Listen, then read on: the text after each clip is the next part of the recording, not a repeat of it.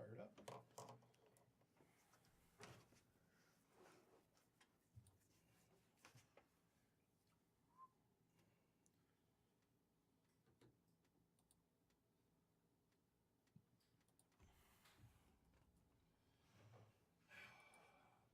Bummer David couldn't be here. I was really looking forward to having somebody else that monitor the chat for us.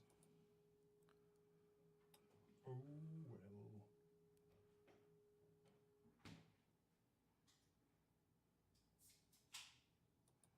And David finally liked our podcast. What a dick. Did he? Yeah, he did. What a jerk. Hey, David finally liked the podcast page. Okay, we gotta find somewhere for this chair. I'm switching over to that chair. Okay.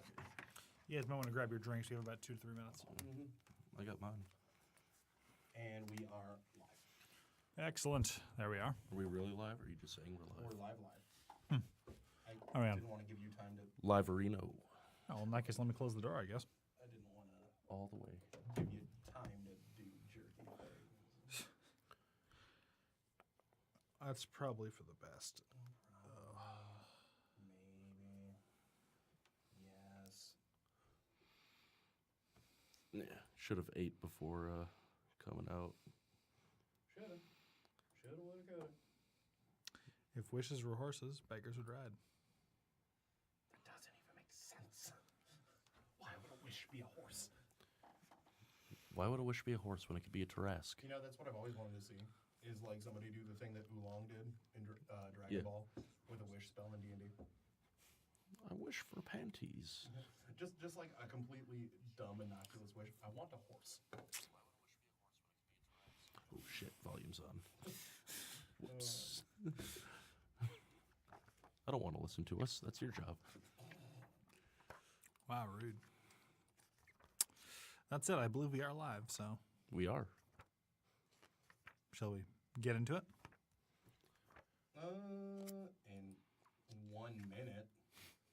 But hey, on the bright side, with me goofing and having my volume on my phone, I now know that our audio is in fact working.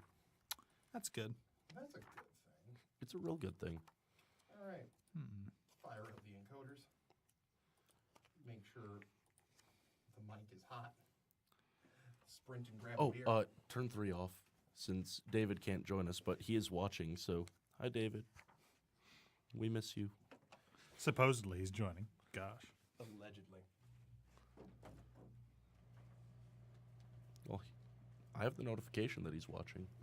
All right, well, I'll believe that. So let's fill the air for a moment here. We're going to fill the air by saying that a friend of the show, David, was going to come on and help us out with Let's not roast him too hard. Come on. with comment moderation, but due to scheduling conflicts, he wasn't able to make it, so we had to drop his mic. Much better. Made us sad. Like, single saddest tear. So Then there was also a scheduling conflict with our guest we were supposed to have today, so we'll be getting them at a later date. all right. Okay, now it's go time. Apparently our audio is a bit low, by the way. You might want to take a look at that. Wait, Can we move some of this who stuff? told you audio was low? One of my friends is watching. Oh, they just shot you a text? Yep. Okay. All right. Huh. Actually, we're up pretty high. Are we? Well, That's why we have fill time, so we can figure this Yeah, out. so we'll get this all set, but here, I'll just crank up the mic volume like a half decibel there on the thing, and hopefully that will fix everything. But now, it's time to play the fight song. yes, indeed.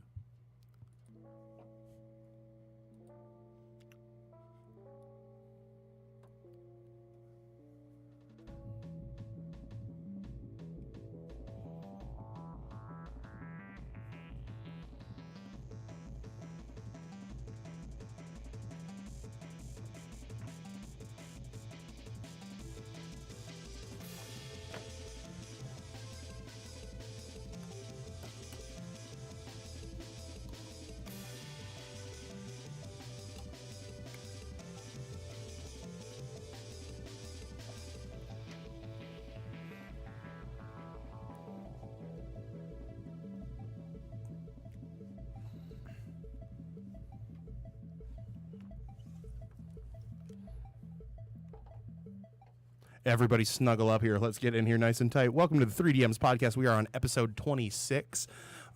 We actually did have somebody reach out and go, for being on episode 26, there's a few missing episodes. Yes, because we are terrible. Anyways, there's a couple of lost episodes due to failures that are mostly our fault. And we're going to talk about more failure here in just a second. But for now, I'm Jake. I'm Nacho. I'm Paul.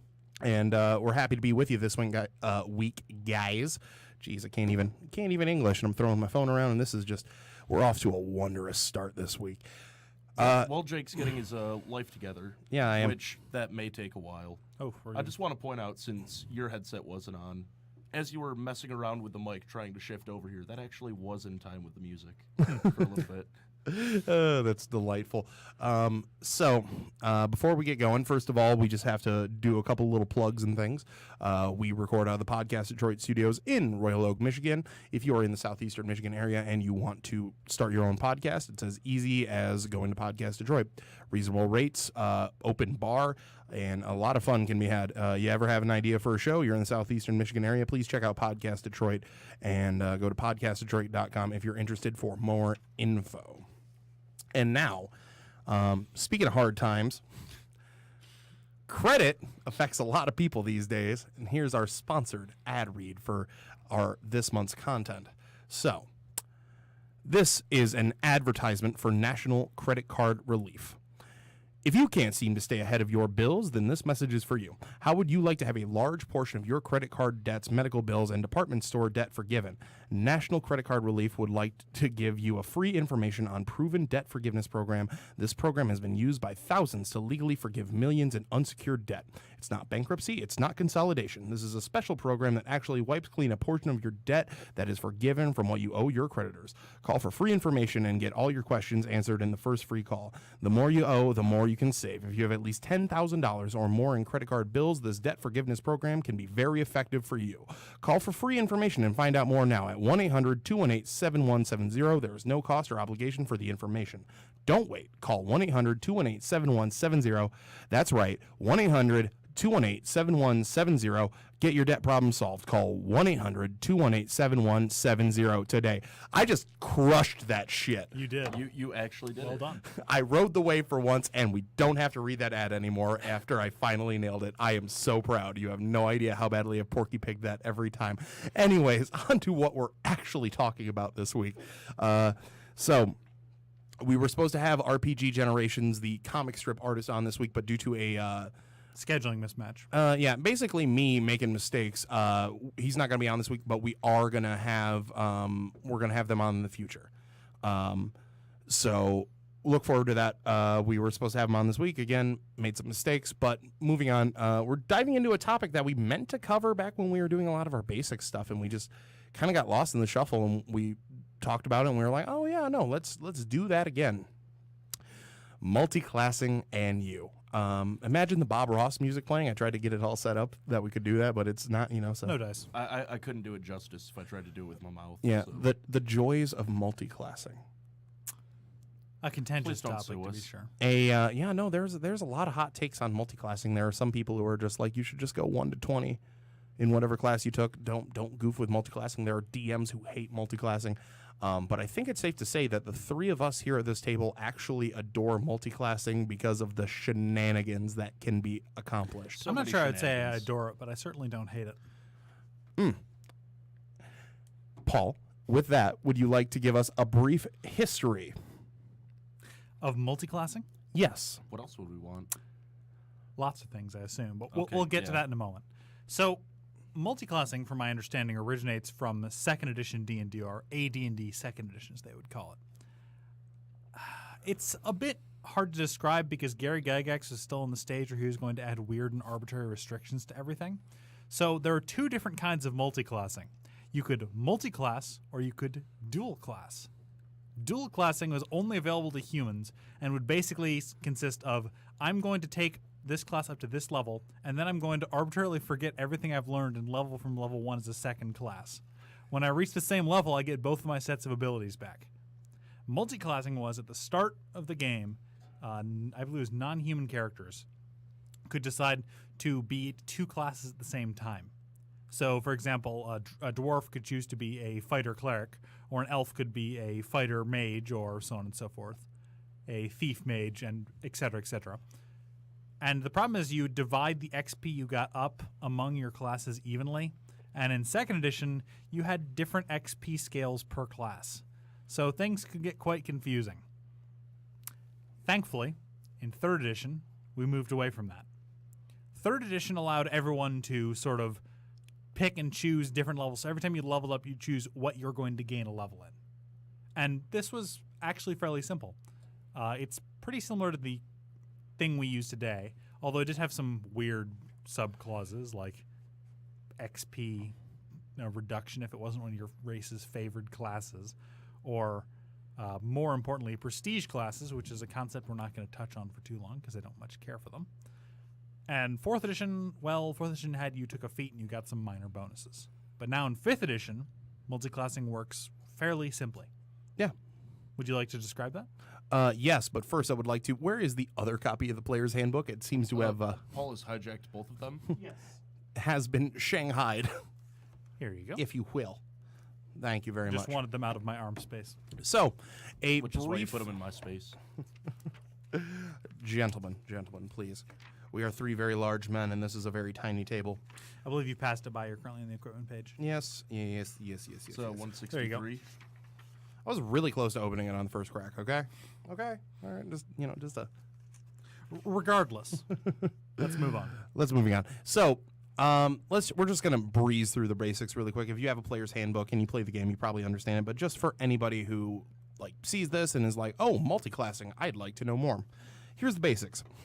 Before you move on to any other class, because at any point when you level up, you can elect to, I want to be this now as well as this.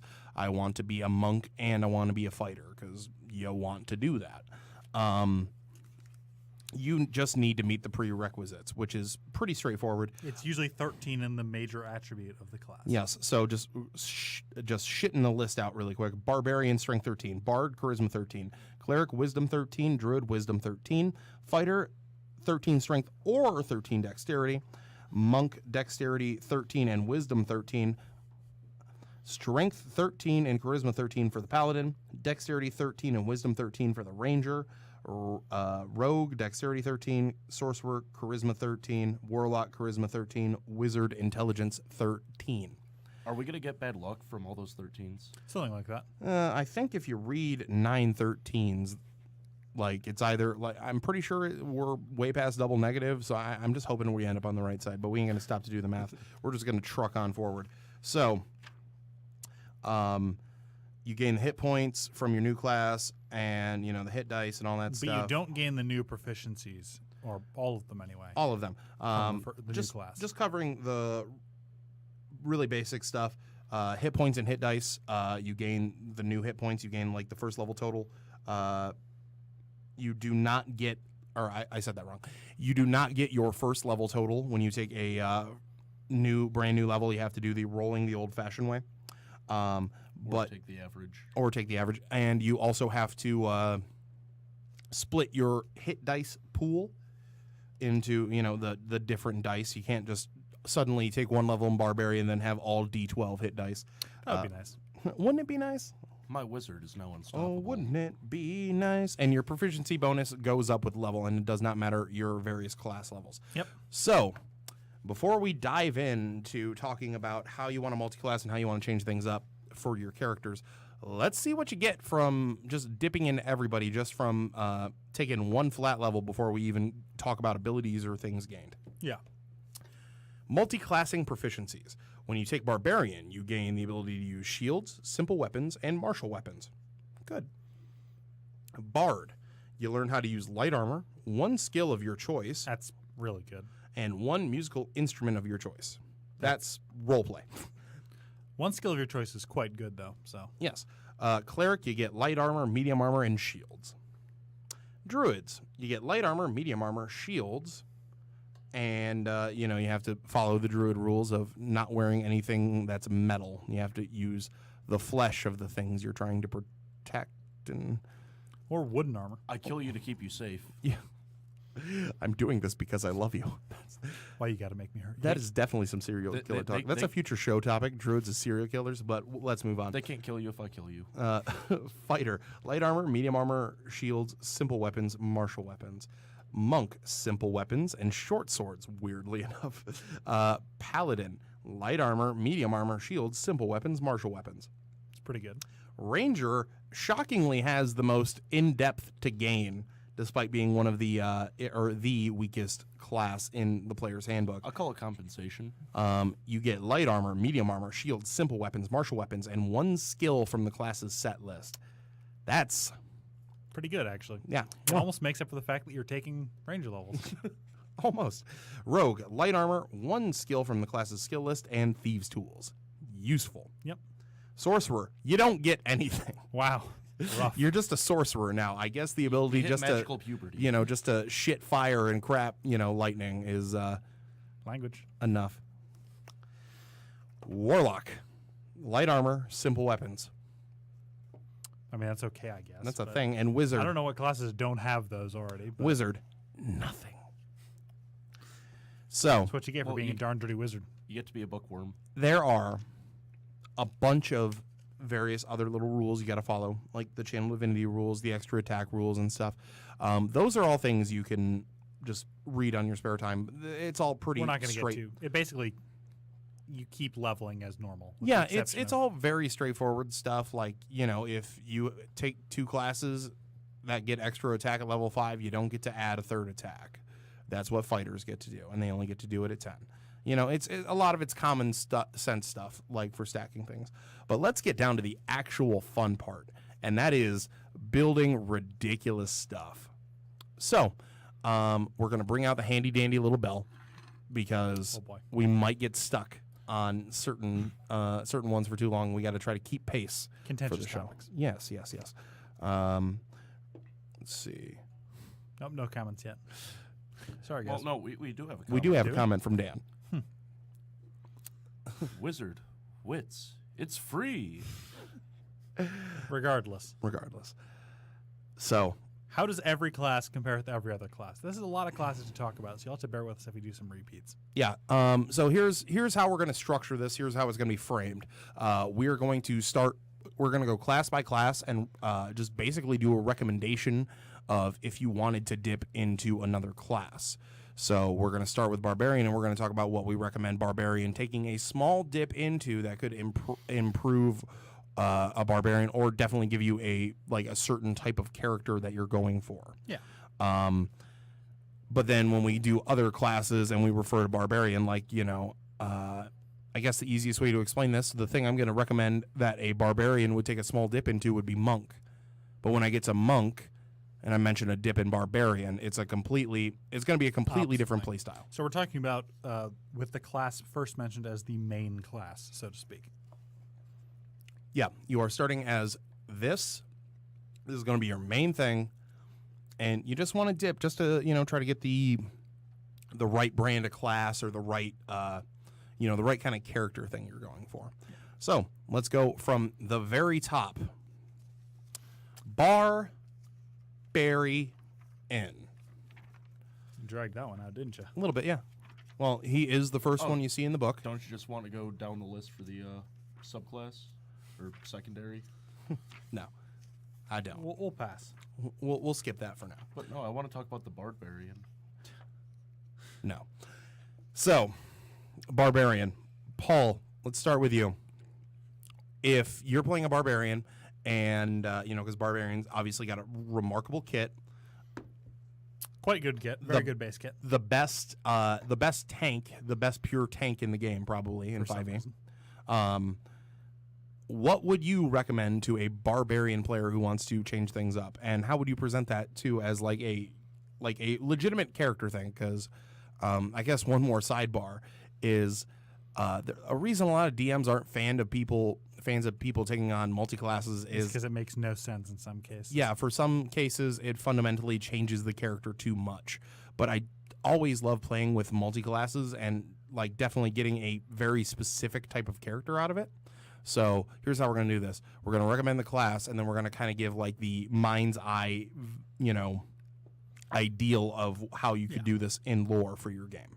The most obvious one for the Barbarian, the one that immediately leaps to mind, is Fighter. Fighter and Barbarian have tremendous synergy, share absolutely all their attributes, and frankly, it's not even that hard to explain. It's basically just a Barbarian dipping into Fighter is basically a Barbarian getting some martial training and figuring things out. Instead of just getting pissed and swinging all the time. Yeah. And the thing is, it gets you stuff like Action Surge and Battle Master Maneuvers, and that's pretty good, honestly. You're going to hear the word Action Surge a lot today. Action Surge is a very good ability. Let's leave it at that. Yeah. That said, if you don't want to go Fighter, because that's basically just more of the same, just with slightly different approach to things, you could probably mix things up a bit with Rogue. Isn't a terrible idea. Sneak attack with your Barbarian abilities is pretty good, although you'll need to be using lighter weapons than usual. Sorry, blanking. Give me a second. Dex builds. Yeah. Ranger, for all of its problems, Ranger at least gets you Colossus Slayer and a quite good suite of abilities, as mentioned in Yep. the multi-classing section. An extra skill, more proficiencies with armor, which, you don't really want if you're barbarian. Well, as long as you're not wearing heavy armor, then If you're- your abilities go through. if you're doing the barbarian stuff. You could also theoretically combine Druid with Barbarian, because the ability to wild shape with Moon Circle into a big scary monster and then a rage is pretty good. Yeah. Now for me, going to a different side of things, and this is probably going to be the only one that overlaps because I absolutely just adore the combination, no matter how you flip the levels. But Bear Totem Barbarian with just a brief little dip into Monk is fun. All right, makes sense. It's a lot of fun.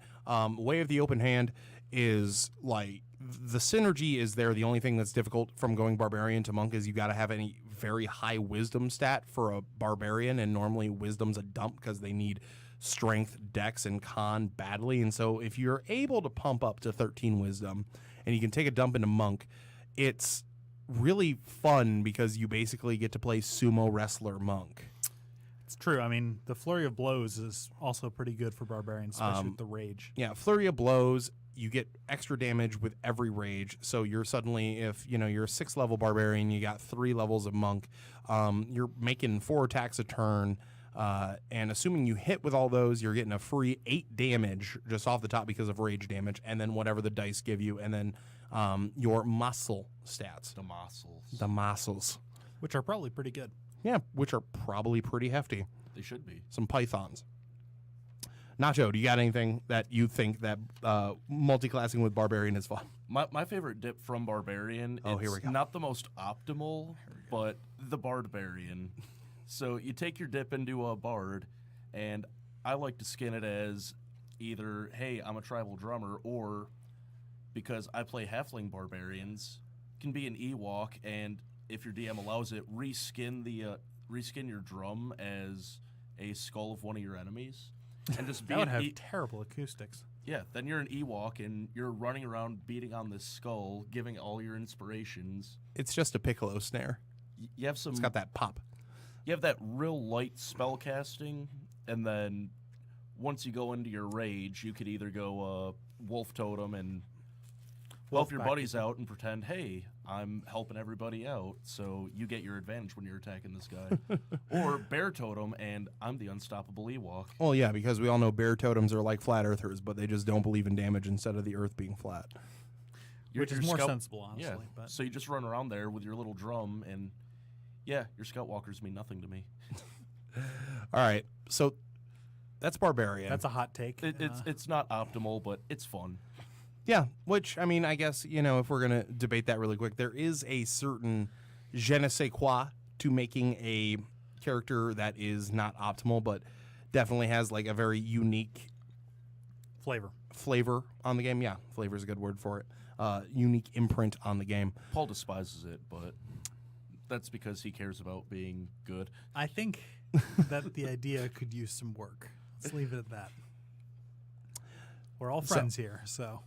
So, moving on to Bard.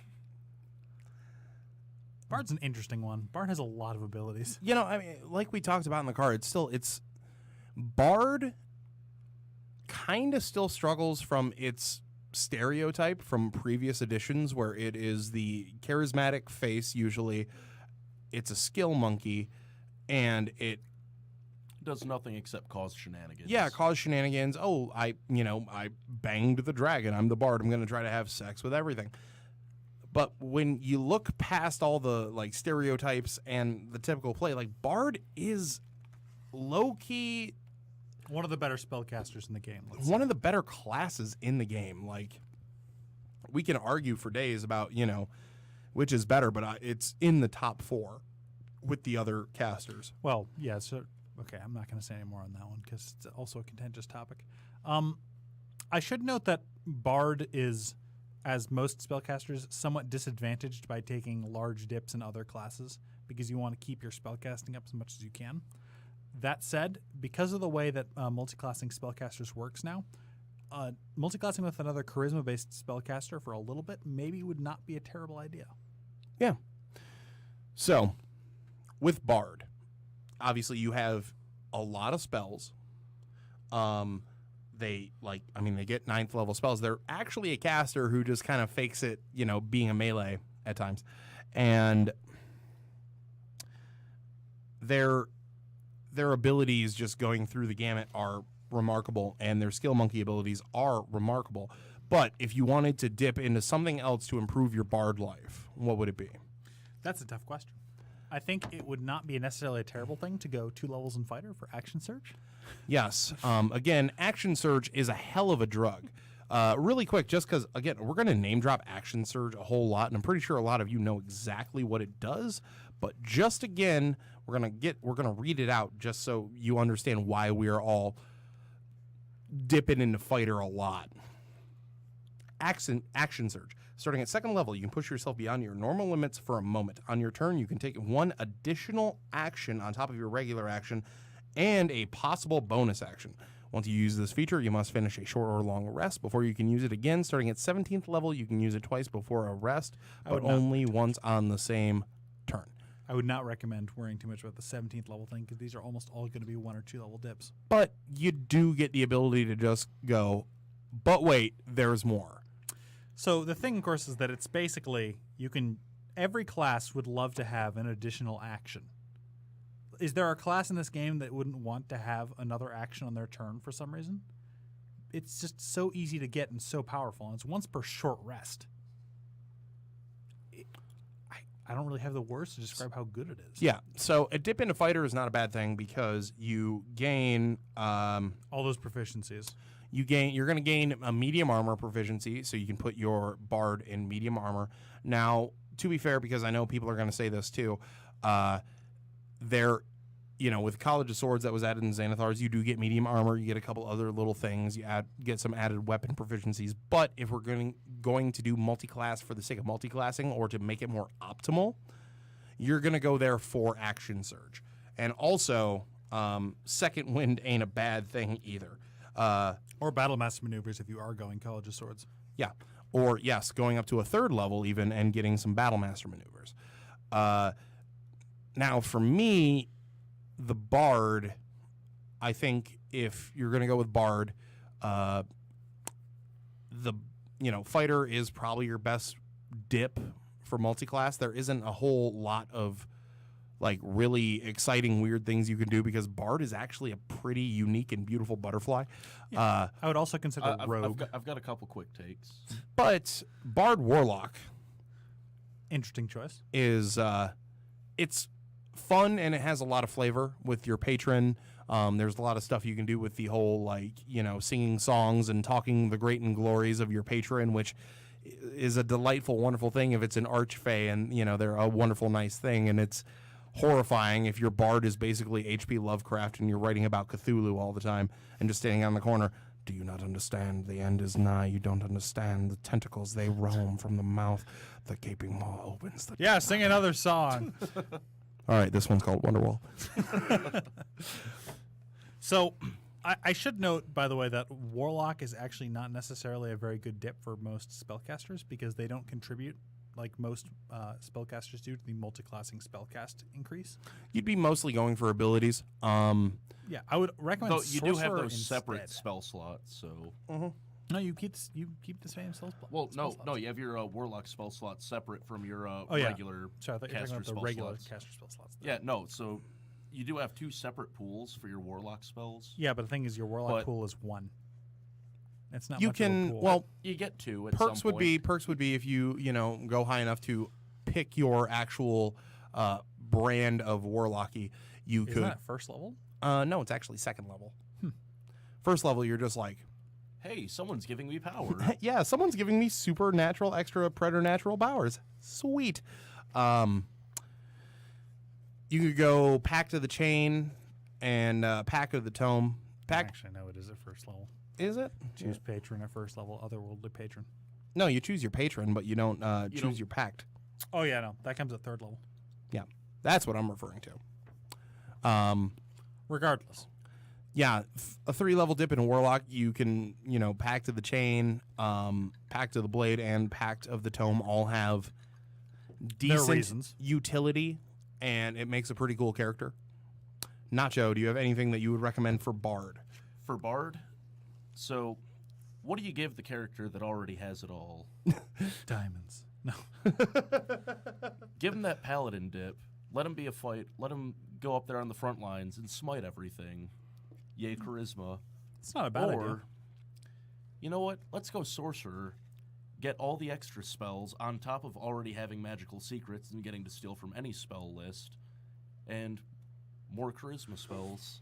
Yeah, plus you get Quicken, Yeah. which is good, although not quite as good as it sounds, because you can only cast 1 major spell per turn. Oh, Although- no, actually, looking at the Sage Advice, that ruling applies to bonus action spells. So if no, you cast a full action spell of any level, if you use Action Surge, you can cast another one on your turn. But if you cast a bonus action spell of first level or higher, then for the rest of your turn, any action spell you cast has to be a cantrip.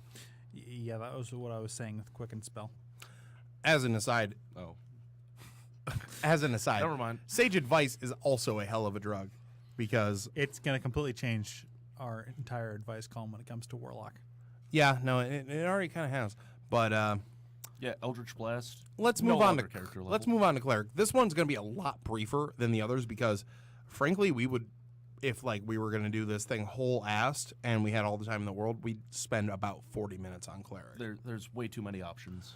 There is, if you're, not even jumping into what we have in Xanathars, right? Just looking at the regular domains, the knowledge domain, the trickery domain, the life domain, light domain, nature domain. Each one of those synergizes with a different class, can gain a unique benefit from dipping into a different class. Also, really quick, too, before we continue, Alan, we are going to get to your comment when we hit fighter. Shouldn't be long. Shouldn't be long. So Let's try to keep it brief for Cleric, though, because there's a lot we can we're going to talk keep about. it brief. All of us are just going to tackle one domain and what you can do with it. That's fun. I'll start. I think Cleric with trickery domain, it's pretty obvious. You go rogue. It adds, flavor-wise, it just makes sense. Purely from a flavor perspective, you get to add an extra skill, which is very useful, and you get to use a lot of things that would genuinely help a rogue. Your spell list is Charm Person, Disguise Self, Mirror Image, Pass Without Trace, Blink, Dispel Magic, Dimension Door, Polymorph, Dominate Person, and Modify Memory. Those are what you get from doing trickery. With a couple, with about 3 or 4 levels in Rogue, enough to get Swashbuckler, you can do some pretty gnarly shit. You're not wrong. It just lines up very neatly. It's a very clean, easy multi-class dip. You get a lot from going into Swashbuckler Rogue. Your sneak attack, your advantage for attacking people who are by themselves, and your spell list kind of helps you facilitate doing more roguey stuff. So for me, it's a no-brainer. Paul, what do you, if one domain that you would multi-class with another? Besides fighter. I'm going to go for a kind of dumb one here, and it's going to be fighter, but not for the reasons you think. I'm going to go So it's not Action Surge. Cleric, War Domain, Fighter, and get Fighter up to 5th level for the multiple attack features. and just completely just laugh at war domains. You can use an extra attack based on your wisdom modifier. You get 3 double attacks, and that's it. And you get to action surge, so you can do it again. But you can also spend your channel divinity for a plus 10 to hit bonus, which is just, wow, what? No, yeah, I plus 10 is enormous. Hey, Clint, if you're still watching, you never did that once, by the way. Never. The highest AC in the monster manual is 19. Tarask has 30. Tarask has 30 AC? I don't think that's right. I don't believe you. 1 second. Okay. I'll wait. The Tarask is terrifying. The Tarask is supposed to be a Tarask. It either lives in the core of the Earth or it's on a whole other planet of Tarask. Armor class is 25, not 30. That said, even then, You could be thinking of an 25 older at plus 10 is still very doable for a high-level character, because plus 10 stacks with your other bonuses. Like, what's happening even? That's, You're just hitting how did that get past playtesting? because, hey, I want to hit something. And more than that, of course, is that once you're stuck in the thick of combat, you've got a bunch of abilities that trigger when you do attack actions. So, also useful. Yeah, Battlemaster is... I actually did try to steer Clint towards that when he was in my game. Like, I gave him the option, like, if you would like to multi-class into fighter, here is the guy who will do that. And so he had he had that option to take, and he never did. He missed it. Oh, well. Not For me, I'd take the light domain and I'd throw paladin levels in there just because you want to make that ultimate Jesus fighter. Get your smites, burninate the countryside with burning hands, flaming sphere, scorching ray, even wall of fire. Just, hey, here's a wall of fire. Now I'm going to smite you while you're in it. That's certainly something. Yeah, no, for... let's see, because you get your 9th level spells at... 17th level, I believe? Yes, 17th level. So you could tolerate a 3-level dip in Paladin and still have your 1 9th level spell, because your amount of 9th level spells never go up past 17. It's true. I think that is a very important thing to notate on these pure spellcaster classes. A 3-level dip in anything is not going to affect your ultimate spell casts. And then really, what? With the half-casters, such as the paladin, they do have a multi-caster spell list, or spell slot list, that it's over here if you'd pull it up.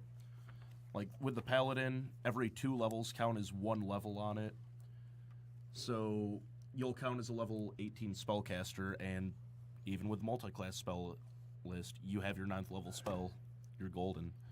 So, Although, how many games actually get to 20th level is my question. Enough.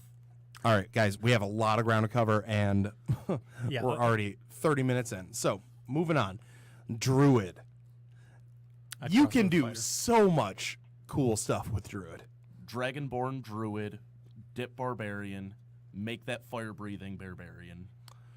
So, Nacho, break that down. Unpack that for us. So, courtesy of sage advice, we know that if you're a Dragonborn, you have your breath attack. While you wild shape, you're still able to use it. While you're in wild shape, you can use all of your abilities, not spells, but abilities. So, while you're wild shaped, if you're Dragonborn, you have your breath attack, you have your barbarian rage, you have all the goodies, and if you're bear totem, just, you can't hurt me. I'm going to keep mauling you because I'm a bear, and now I'm going to breathe fire or lightning at you. Yeah. Because, once a day. because So, I'm a bear. I do even dropping Dragonborn from the equation. Druid Barbarian is actually a very effective tank if you're going Circle of the Moon as your chosen path with Druid, because you're primarily focused on your shape-changing abilities. So you're going to be able to take some pretty tanky creatures, and you are going to be able to use bear totem abilities with them, because as long as you're in creature form and you fly into a rage, there's no concentration problems. You're just going to take half damage as a bigger animal that has a lot of HP, because as you've probably noticed, most monsters have way more HP than the players. Yeah, because they're higher level usually. either higher level or it's just, it's an assumed 3-on-1 situation or something like that. But for various reasons, if you're a level, let's say you pull this off with 4 levels, right? You're 3rd level druid with or 2-level druid, 2-level barbarian. You can still turn into a black bear, which going to have way more HP than anybody else would have in the party. And you're going to be able to go into a rage and take less damage. You're going to have to wait for 3rd level to take even less damage, but you can be a very effective early game tank. I can't deny that. I do think it's kind of wasting a druid's talents because despite the Circle of the Moon being incredibly strong, druids are, in fact, spellcasters, and you can't cast spells while raging. Well, you cast your spells, then you wild shape, and haha, I'm a bear. Yeah, because you can cancel your rages. I mean, yes, druids are probably pound for pound the best class in the game. If we're just stacking everything up, like against wizard, like it's very close. It depends on what day of the week I wake up and I think which is the best class in D&D right now. But it's definitely a fun play style, and it's definitely a class that has a lot of utility. And if you're a big fan of World of Warcraft, you can do bear druid tanking. Honestly, I would recommend cleric. Additional spell slots, much more. Well, I mean, you get the standard spellcasting progression list. You're still using wisdom. You get your domain bonuses, and you get access to additional spells. Yeah. Also solid. I'm gonna go druid monk because Kung Fu Kitty is hilarious, but You can't flurry of blows you can with go Kung Fu natural Panda. weapons. you can't fury blows with your natural weapons, but you can still make unarmed attacks and use your monk damage hit dice for that. But it's just it is a very cool concept for me. I guess that is the one place Paul and I really differ. I do love Rule of Cool. Like, if people do really cool stuff at my table, I'm just super happy. And Paul just really, really, really, really, really, really loves brilliant, crisp chess play. We've all suffered through 3 and 3-5. Paul has become jaded by it. Meanwhile, I play we checkers. Still try to have fun. I play checkers and get drunk. He plays chess and laughs. But Though, Regardless, we should move on because we're we are daylight's stuck. burning. Well, this is probably going to be one of our longer episodes. So, also though, just as an aside, while we're here at Druid, can we talk about the Strike Laser Claw Kitty? yes. A dip into Paladin with Druid, which is dumb. You can't do unarmed strikes with your natural weapon, says Paul. Well, I can smite them. You can. They are melee weapons. Yes. And that's pretty much it. You just take enough Paladin levels as a Druid to be able to smite while you're in animal form. And if you've ever seen the anime Zoids, you get to, Run around, light your claws start glowing, and yeah, you strike smite the laser claw. bastard. And that's pretty much it. I mean, that's like you get to do that one time, you really enjoy it, and then after that, like there's not a whole lot of utility behind it. It could be some great lore with Oath of the Ancients and all that stuff, but it's outrageous. It's being outrageous for outrageousness' sake. Or if you want to throw that extra dip, make it completely suboptimal. Get Barbarian in there too. Oh, we'll talk about the third dip. I should note that you can't actually cast the smite spells, but you can use the basic ability Divine Smite while wild shaped. Yeah, which is fine. That's all I for want. clearing that for us because we forgot to mention that. But that's all you want, though. You just want Strike Laser Claw. I don't care if it's Thunderous. I don't care if it's anything else.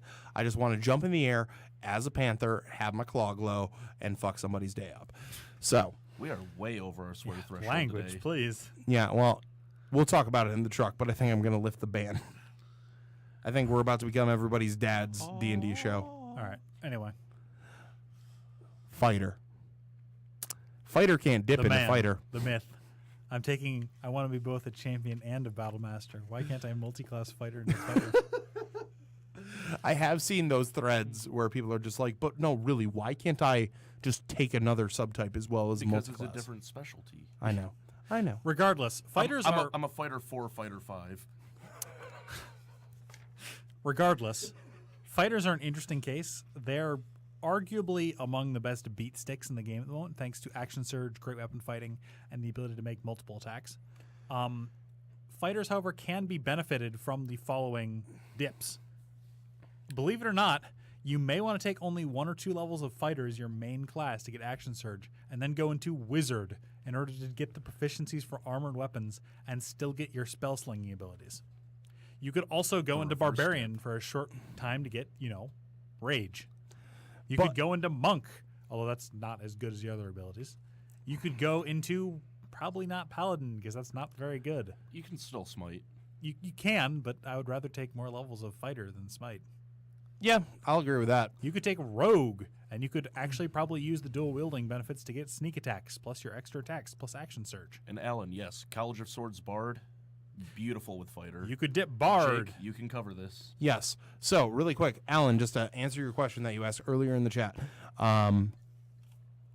When it comes to College of Swords, so College of Swords is really good. That it's the only martially based version of Bard that exists. Everything else really focuses on either wacky abilities or spellcasting, which is cool because Bard is a fantastic class.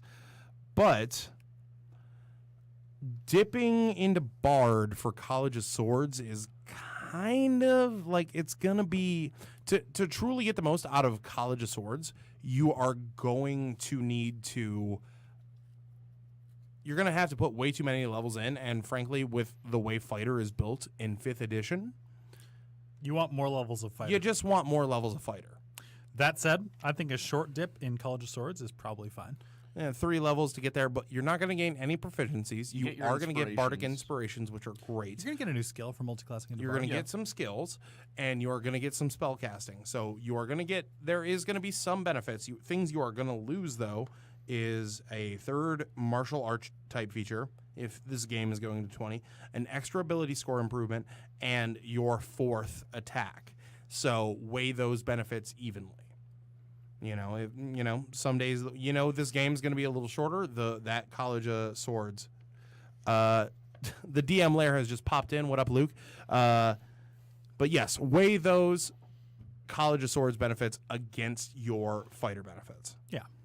As always, you should. So, for me, if I'm going to dip my fighter in anything, if I'm going to take my little fighter cookie and I'm going to dip him in something, it's going to be Rogue. It's going to be Swashbuckler Rogue, specifically. Because the ability to have advantage and sneak attacks, or not requiring an advantage for a sneak attack on an opponent who is not surrounded by enemies as a fighter, sounds tasty to me. And that's free damage. Although you do need to use finesse weapons, which are not always the best weapons for a great weapon fighter to be using. Well, it doesn't always have to be a great weapon fighter, though. You can work effectively within the constraints of some finesse weapons. Rapiers do as much damage as longswords. It's true. And you can dual wield those. You can do some kind of wacky, weird stuff with it.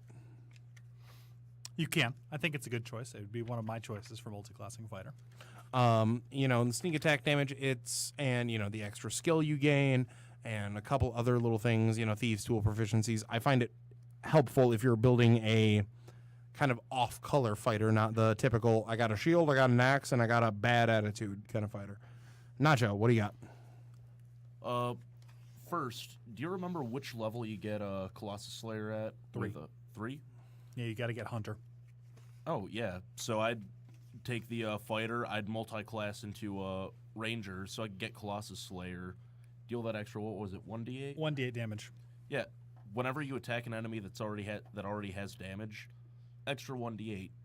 You have all your attacks plus action surge, and that's a very large amount of extra damage. Yes, it is. Jake said the ban is lifted, but still We're a little bit still iffy discussing about that. dropping all of the F-bombs. The embargo is going to be lightened, not lifted. You Oi. said lifted. Oi. Let's focus here. We'll, on the we'll, topic we'll at figure hand. this out. All right. Let's not do backroom politics while we're live on air. We'll, I don't know. we'll I figure it do out kind of later. want everybody to see my laundry. So, all right, guys. That's fighter. fighter actually doesn't need a whole lot of help or love, but You could also take that barbarian. we are going to revisit the wizard thing, but let's keep moving. Let's keep trucking forward. Monk. Really quick, as an aside, if you take every class that we've talked about so far today and every other class that we're going to talk about today, and you multi-class into monk, congratulations, you have an anime character of some type. No matter what. But let's unpack this, and I'll start. So, monk. The class I'm going for with monk that I want to dip into, paladin. Now, this is going to be mad as all hell, and that is major attribute dependent. Multi-attribute dependency. Yes. All of them. Yes, both. Literally all of them except for intelligence. The only stat they don't need is intelligence. So if you're in not a point buy game, but a dice rolling game, and you roll some of them dumb stats and you want to play a monk, consider doing some paladin-y stuff. And here's why. Oath of Vengeance Paladin synergizes very well with Way of Shadows Monk. What it gives you is a free teleport option with your ability to teleport to shadows at 6 levels as Monk. Kid. Yep. You're getting your flurry of blows, and most importantly, you're getting the ability to smite with your fists. They are melee weapons. So you get to punch, smite, do a bunch of damage, do a flurry of blows, disengage, and then teleport to a shadow. It is a hit and run fighter that, like, basically you don't just see him coming. you need a rogue build. Like, there are rogue builds that do this a little bit better, but it's still a very terrifying hit and run fighter. And the beauty of the paladin dip always is that it has lay on hands and a couple other first level spell slots. So you can use some healing stuff. You can do your smites. You know you're going to do smites. Don't lie to yourself. Yeah, but you have the option to do a couple other things, and in the moment utility spells are very useful. That's why spellcasters are the strongest classes in the game, because they have that on the call utility. Yep. I mean, I don't know what to say about that. It's true. Thank you. What do you guys want to see your monk blended with, though? What are you? Well, you stole Monk Paladin from me, so I'm gonna have to go with the Monk Ranger. Get a couple extra spells, not spills. Still. And then you got to play Ranger, so you'll be sad. Yeah. Okay, so yeah, it is a spill, but then you also Colossus Slayer, because Colossus Slayer is great, and you just deal all the extra damage on your flurry of blows. It's true. And just like with the fighter, just roll all the D8s, steal your DM's big old box of D8s, and just roll all of them. A big old box of D8s. I think I own like 3 D8s total. They're not used for it. I have enough. Jake and I have tackle boxes full. Gotta collect all Paul. of them. Rogue. Monk Rogue is a ninja. People want to play ninjas. There you go. That's your option. I mean, that's the first time the bell's used today. That's spot on. Like, Monk Rogue is a shit ton of fun. It is one of the most, as somebody who's done it and played with it a lot, like Swashbuckler plus Way of the Shadows Monk, they just blend so effortlessly together. They, your ability to move around the map, your ability to get sneak in attacks. shadows. Yeah, move around the map, sneak attacks for free, basically, if the target's by themselves.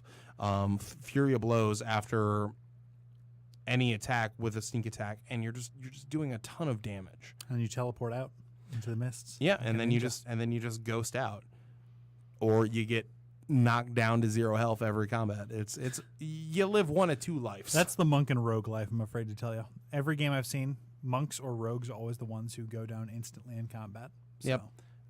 So either you live your best life, or you're gonna be have to live for a bit. dangerously. If you're playing monk rogue. All right, guys. I think for today, you know what? This is gonna be a 2-parter. Okay. So we'll tackle the rest of the stuff next week, and we'll finish up multi-class talk next week. But let's get into our final class of the day, Paladin. Dum, bum, bum. This is one of the highest variance classes as to what you do with it. Each of the oaths makes it play so dramatically differently, even compared to the cleric. The way your oaths shift around make how paladin works weird. Yeah, no, there is a lot you can do with it, and the fact that paladin is a mad class as well, it can make your decisions for multiclassing a little difficult because they have always needed strength, dexterity, constitution, and charisma. And then, the brains is usually what gets left behind. But if you want to look at anything else, usually you're going to need that brain a little bit too. 2 levels in fighter for action surge. That's my recommendation. So, I guess we're going to cover this now. So, thanks to the sage advice, the rule on the Warlock Eldritch Blast has been... Well, they haven't changed it officially yet, but we suspect it's going to get changed in an errata in the near future. Yes, it's been corrected, though, as that your levels, the way it was written in the book, it definitely seemed that Warlock Eldritch Blast scaled with player level and not class level. Which means that it was incredibly good at any class that used charisma, such as Paladin. So 1 level dip in Warlock for Paladin to get Eldritch Blast was effectively a no-brainer if you could explain it. Now, that being said, thanks to Xanathar's, we do have the Hexblade Paladin, and we also have the, I am blanking on the name, but it's the Angel... The Celestial Warlock pack. Yes, the Celestial Warlock pack, thank you. We have both of those as options. And actually, they are still... both of them are logical dumps for a paladin. Story-wise, a Hexblade Paladin character is just I'm a paladin who has to deal with a very evil weapon that talks all the evil stuff to me, and there's a lot of fun stuff a DM can do with that. Like, the minute I get presented with that, and I'm just like, oh, you've brought me food. You fed me. I would not recommend it. Lucille, no. The abilities synergize well, and the Celestial pack would make sense. Like a paladin, and then an angel comes down and is just like, "Hey, buddy, you want to Would you like some more powers? Would you like some more powers, buddy? I see you doing all the good stuff, buddy. I want to make you better at doing the good stuff, pal, friendo, guy." Why are you making them talk like you're devils? Not devils, Canadian. All angels are Canadian. They are the sweetest people. They are. Regardless, Warlock was the no-brainer dip for paladins, but that's changed slightly. That's changed slightly. Still, for me, I definitely still recommend it. I still recommend the Hexblade dip because it, we don't have time to really go into the synergies of the abilities, but just take it on a little bit of faith.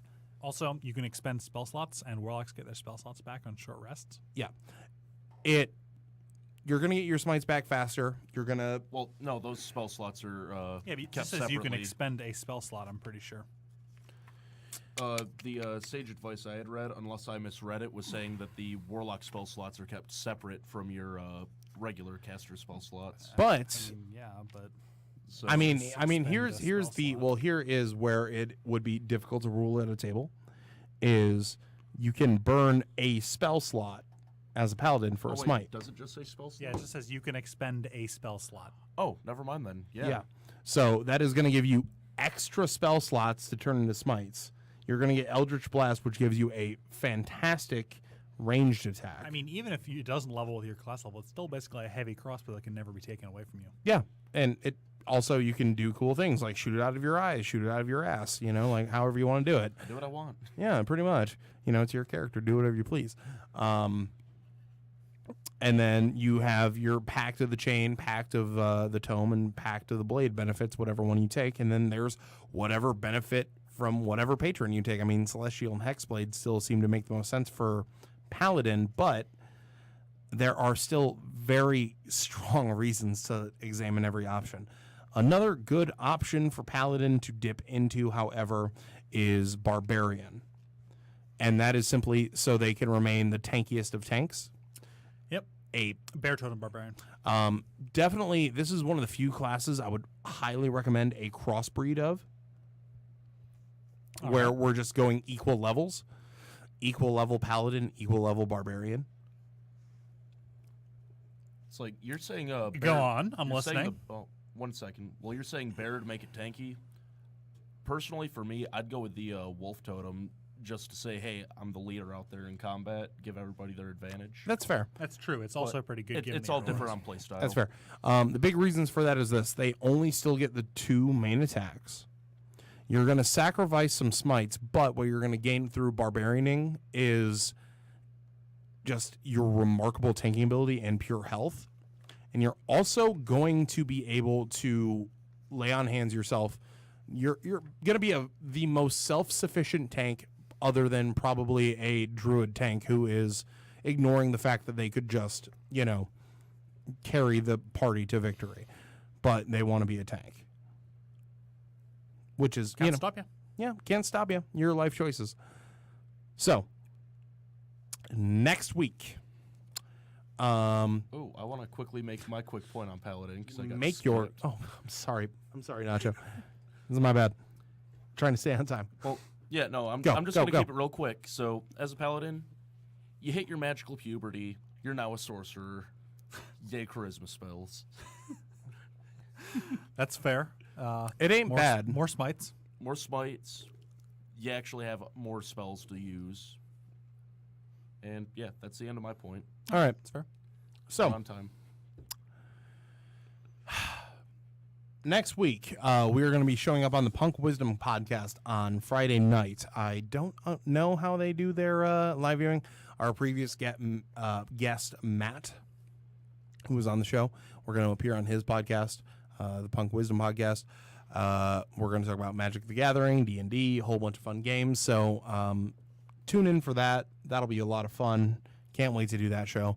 And then next Sunday, we're going to finish up this contentious multi-classing bitch of a topic. And probably going to talk about a few other things, but we haven't really figured them out yet. So I guess for this week, I'm Jake. I'm Nacho. I'm Paul. And this has been 3DMs for this week. Oh, We'll see you guys all next week. Yeah, thanks, Paul. Thanks. You pulled my bacon out of the fire. Roll well. We love you. Bye-bye.